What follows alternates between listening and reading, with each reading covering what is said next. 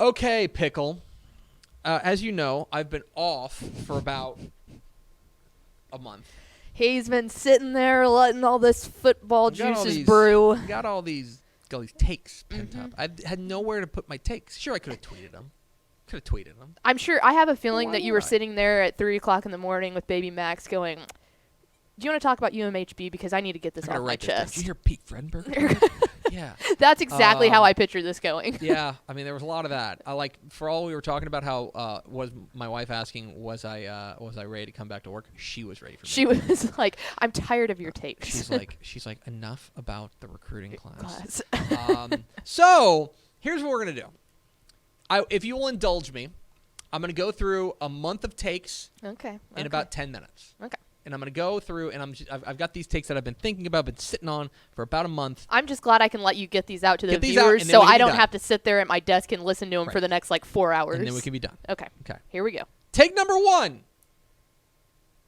We missed it. I missed this because You I did. was gone. One of the things that I like doing the most is announcing the Mr. Texas Football Player of the Year. I didn't have that opportunity this year because I was on paternity leave. You got to announce it. Great job announcing it. Thank you. I'm going to give a super quick shout out to Mallory because Yes. that's that and the cover reveal every year are probably the most stressful times to sit in this chair and make sure everything goes perfectly, and she crushed it. So shout out Mal Pal. As you probably heard, the 2021 Mr. Texas Football Player of the Year is China Spring quarterback Major Bowden. The Lamar signee did fantastic leading China Spring to a state championship. This is, in my opinion, the right choice. Now, I have a vote in this, but I don't have the vote in this. It's not my decision. It's a collaborative effort that we all come together and put together. And I think that we ended up getting the right guy. I think that there was no more valuable player in the state of Texas in 2021 than Major Bowden was to China Spring. And I think if you – let's put it this way. I think China Spring without Major Bowden is a good team, but they're not a state champion. No, they're not. I think Major Bowden was the most valuable player in Texas high school football in 2021. That doesn't mean he was the highest rated recruit. That doesn't mean that he's he's the best player. Like, that doesn't mean he's the most likely to go to the NFL. What it means is that in Texas high school football in 2021, he was the most valuable, most important, best for his team player in Texas. I think we made the right choice on China Spring quarterback Major Bowden, and I did get the opportunity. One of the things I did have to do,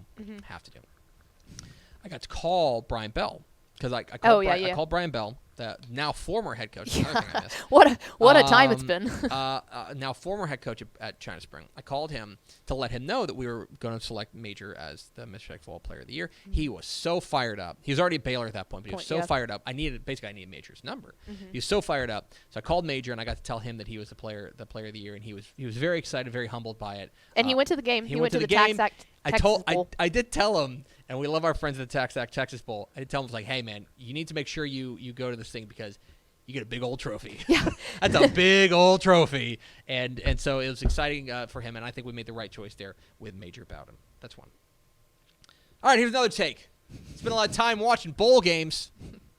Guys, bowl games are bad data points. Oh, yeah. We got to quit paying attention to them that much. Yes, of course, you want your team to win.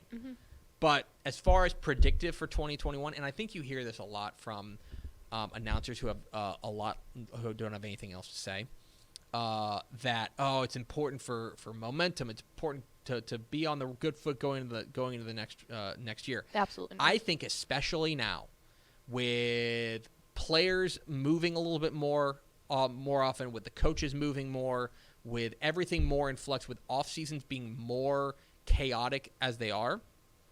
I just think that, and especially now with players who are opting out of bowl games, things like that.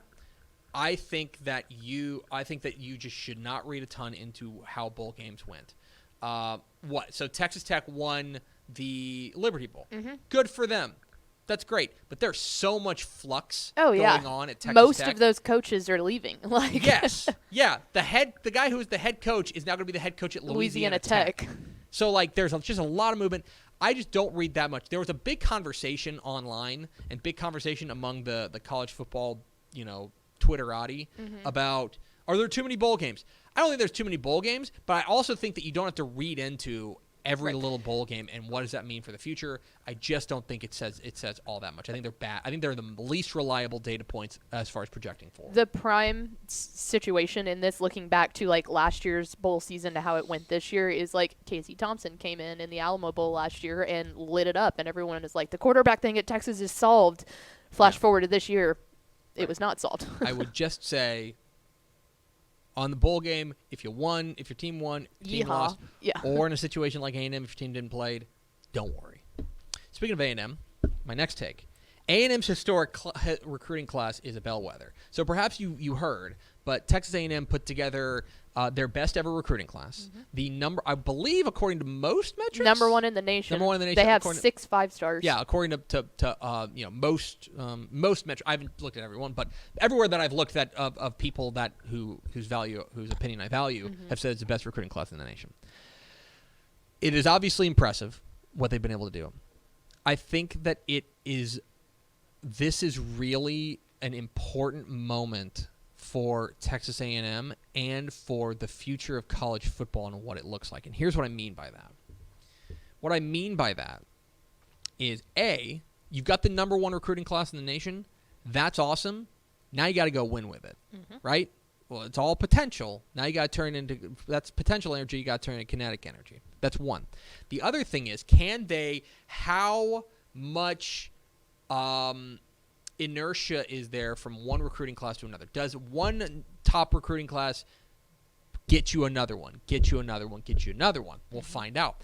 Furthermore, we will also find out in this new landscape with the transfer portal, in this new landscape with much more player autonomy, what this means. And I'm very interested in seeing how they play in 2022.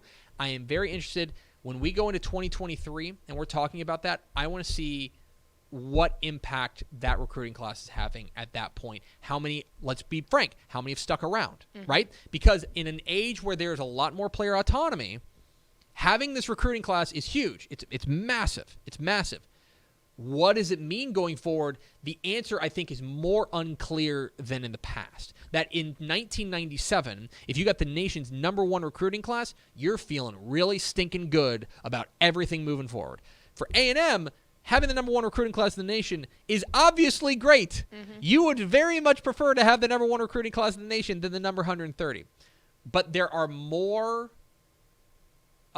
there's more uncertainty with it than there has been in the past. There's a new era of college football, and so this recruiting class is so important to determining what college football is going to look like going forward and how important recruiting is. Because there's a real argument to be said that like high school recruiting now is a little bit overrated. That like if you're going and you're saying, well, I'm just going to go get the guys in the transfer portal and stuff like that, go portal shopping.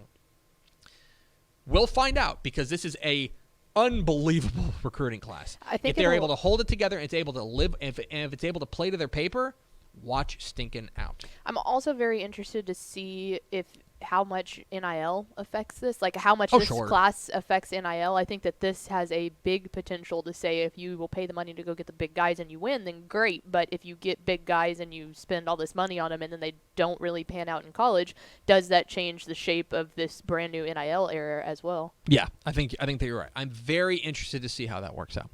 Okay. Next one. Pete Friedman retired. I don't think we talk enough about what a good coach and what a good program builder Pete Friedman is. Led them to three national championships. A tremendous coach. A guy who took the who took a program that is really UMHB was an okay program, and he took them to heights that they had never seen before. Like, they are the preeminent Division III program in the nation. They're the Alabama of D3 right now. Not just because they're the national champion right now, but because of the standard that they've set there and that Pete Friedman helped to set there. I don't think we appreciate him enough. No. I don't think we appreciate what he was able to do there at UMHB. And he will certainly be missed. Big shoes to fill there at UMHB. Yeah. But that is a guy who is woefully underrated. They promoted their DC, I believe. Okay. I must have missed that. I've been a little bit off the radar. But yes, Pete Friedman, woefully underrated. Finally, here's my hottest take. Scorchin'. I think we need to have a conversation about college football and the brand of college football and whether or not it's getting stronger or it's getting weaker. Okay. So let's run back through the most recent, obviously, okay, how do I want to say this? Obviously, you've been letting this one simmer, I can tell. Okay. Obviously, this is a when you take a look at who has won the national championship the past 8 years, right? Okay. Georgia, Alabama, LSU, Clemson, Alabama, Clemson, Alabama. Even if you skip over Ohio State, you get to Florida State, Alabama, Auburn, Alabama, Florida, LSU, Florida. So there's before you three in total that haven't been SEC. So basically you've had one, and I'm not even talking about the SEC. I'm talking about the Southeast. Not the Southeast Conference, Southeast sector of the We're talking literal geography. Literal geography. And you take a look at all of those teams, they all reside in the same part of the country. Basically, Ohio State is an outlier. And by the way, look at the teams that they beat. Right? Georgia beat Alabama. Right? Alabama's beaten Georgia. LSU, who did LSU beat? Clemson. Clemson. I think it was Clemson, right? There's Clemson, and it's all these teams there in the southeast part of the country. That's, of course, like wherever the great teams are, they deserve to play. Alabama and Georgia earned their way to the national championship game. That's, of course, very important. What I'm telling you is that if football is only relevant at the highest level in one part of the country, that's not good for college football. No. And by the way, the television ratings bear this out. Okay? Television ratings for college football and the college football playoff are sinking. They're shrinking. They are going the wrong direction.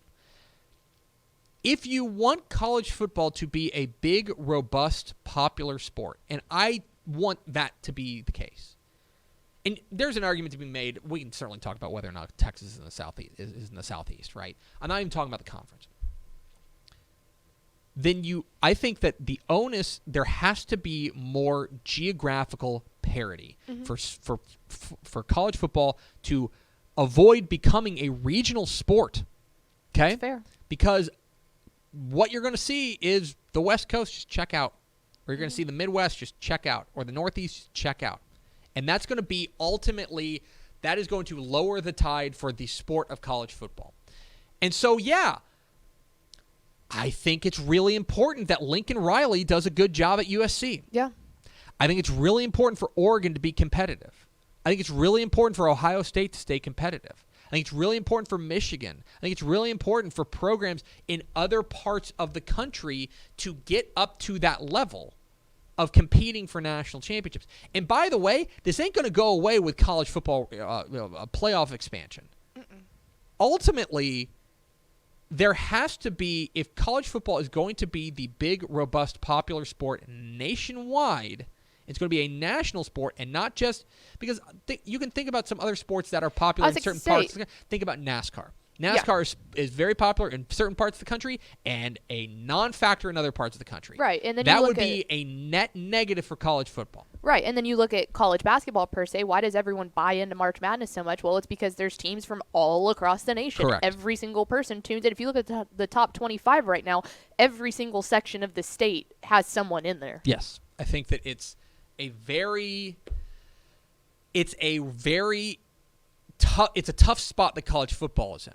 Because obviously, look, like we appreciate dominance, right? Like watching Georgia go out there and do that was impressive. I think Clemson, whenever they were cooking with Trevor Lawrence, was impressive. LSU with Joe Burrow, like a historic offense.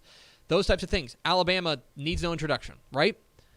But if you want college football, the sport overall, to thrive, the sport's got to get out of one region it can't just be in one region of the country. I'm tired of watching Alabama play in the stinking national championship. I heard that. You hear that a lot.